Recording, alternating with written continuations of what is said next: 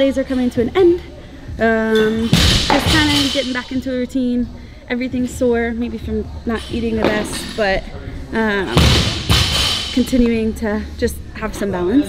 So I don't know, I think the big thing is going to be, everyone's like, oh, new year, I want to start this now. So it's like, build on your habits. Don't try to change too many things. So look at what you want to change, maybe write some stuff down, and then make slow transitions where it's not just like a 30-day reset and then you completely forget about it and you go back to all your old habits. But maybe start to think long term, like what is something that you can sustain. Implement maybe one thing, and then from there, once you get that and that becomes a habit, I think they said it takes like 33 days or something like that to make a habit an actual routine. So start with one thing, and then from there, once you have that one thing done, then build to another thing and slowly start to make the changes in 2020 that maybe in 2019 you didn't do that you really want to make. And I think that's a good way to go about it and think about it, is change your mindset and maybe just try to work on it slowly instead of trying to implement all of these things at once and almost setting yourself up for failure, because it's hard to break those habits and those routines.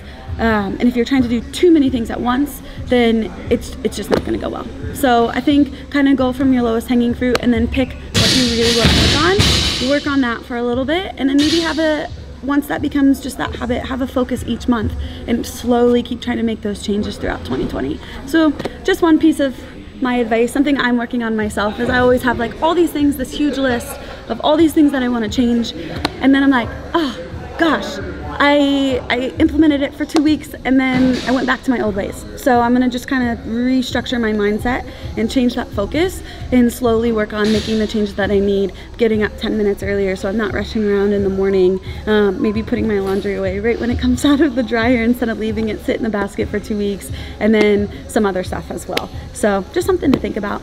So my hips are super sore. We built to a heavy overhead squat this weekend, and then we did a 10-8-6-4-2 up to double, or like a pretty heavy squat clean, and then I went for heavy single because I felt pretty good. So I feel a little bit tight. So one of my favorite stretches that I'm gonna use warm up, because Dan was suggesting deadlifts. I think we're gonna do hang power cleans, but deadlifts sound a little rough. So this is a new one that I got.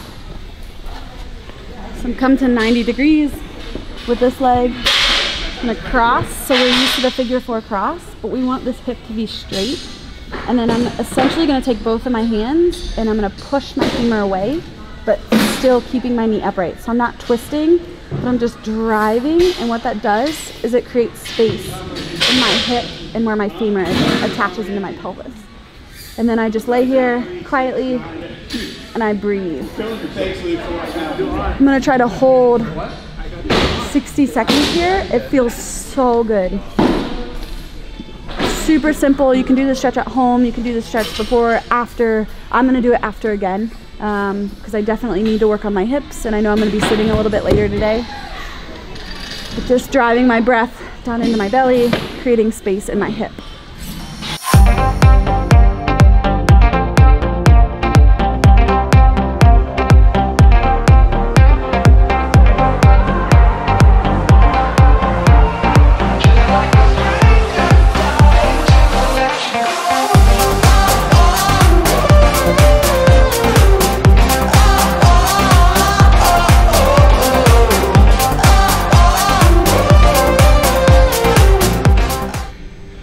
Last 10. Handstand push-up. What's the first 10? Hang power clean. What's the 20? Heavy rope double under. That needs to be higher. Okie dokie. Could be more rounds. Let's just, do you just want to warm up and see which movement we do and then pick? Sure. Do you want to do AMRAP or rounds? Rounds. Okay, Always let's just rounds. figure out what movement and weight, and then we'll pick the rounds. Good enough. 155. Oh, you want to do hang power clean now? Well, I'm just spitballing. A 10, 50 for sure. 6 rounds, 10, 5, 50. I completely relate to Dan looking at the girls bar and going, yeah, whatever that makes hers. Completely different math. That's not gonna last. You got mounts 225? No. No? I can't. You can't? I got like 1 or 2 in me.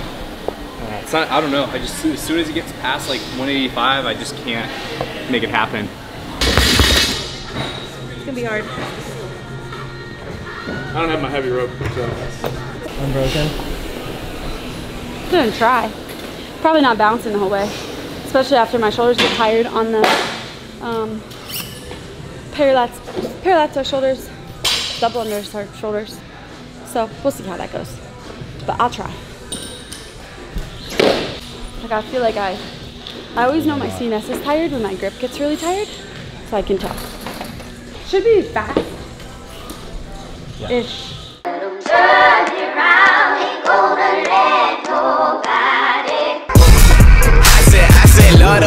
Lordy, they still gone, not picking up. I switch phones like I switch shorties, different bros on different months. Seen that y'all made up a story when they asked about where y'all from. I'm still drawing down them 40s, dip that's all day. I got more than they asked for.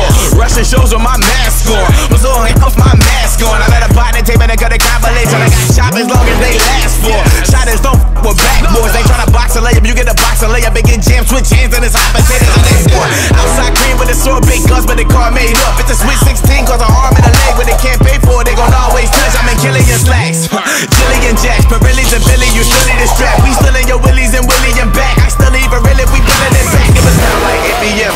Chain pop, 9 p.m. Stain Glock, 10 p.m. 2 11s on Devin and 12 on Miranda, we ain't cop. 1 a.m. Wayne Block, 2 a.m. Same spot, 3 a.m. with a no name. 8 p.m. Chain pop, 9 p.m. Stain Glock. So hard.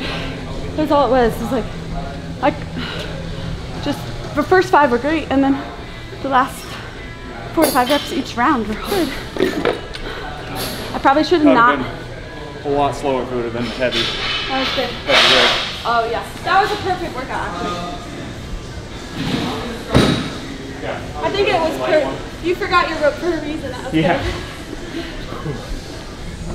Heavy because it feels inefficient. Like it's not that the weight feels heavy, but as soon as I go back down, my position's off where I'm just like working so much harder than it feels like I need to. Especially compared to the first one. But I gotta work on that. Those are really hard. I try not to Straight down. straight down, and like as soon as it hits the bottom, you just rebound straight up as fast as you can. I might be more of a so I think I go down or something rather than like load up. Yeah.